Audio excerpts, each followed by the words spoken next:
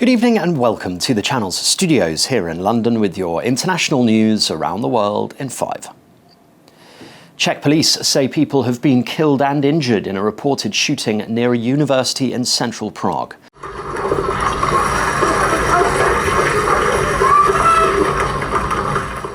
Videos posted online show people running from the university campus. Reports suggest the incident occurred at Charles University Faculty of Arts located in Jan Palach Square.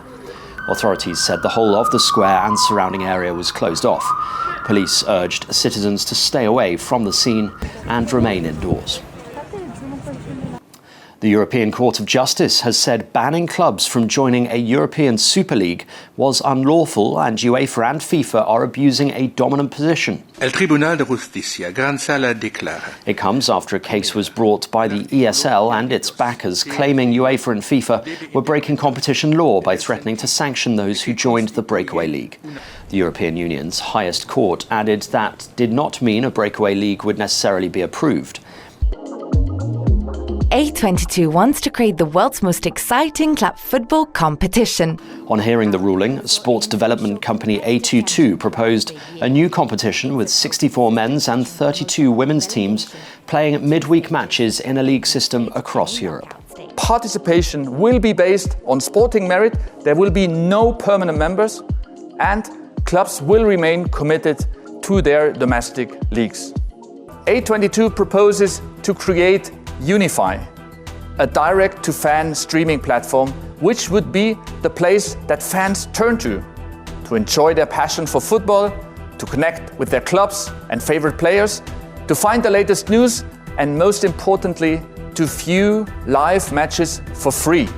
Hungarian Prime Minister Viktor Orbán says the European Commission is blackmailing Hungary by withholding billions in frozen funds over rule of law concerns.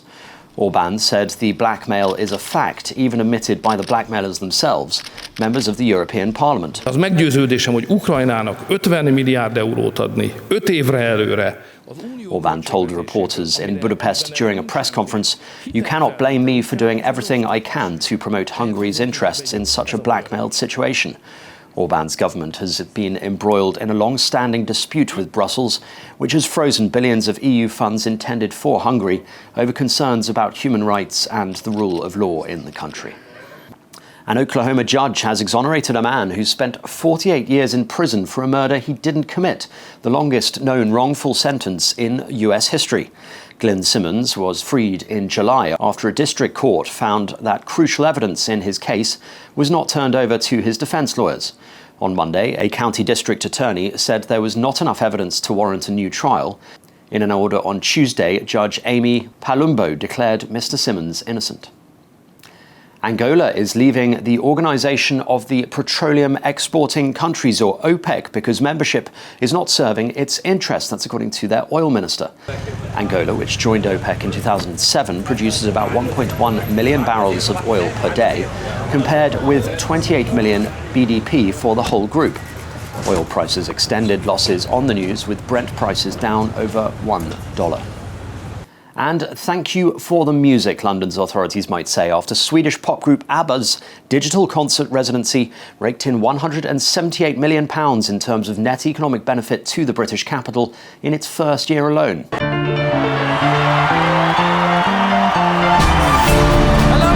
ABBA Voyage recreates the famous 70s group as high-tech digital versions of themselves from their heyday, thanks to motion capture technology.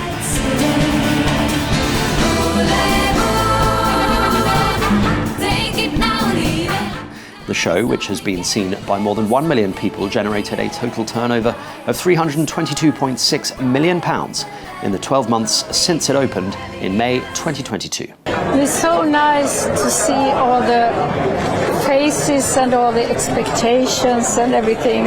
It goes right into your heart, and I'm so happy to be here. And that's your international news around the world in 5. Now back to the Channel's studios in Lagos.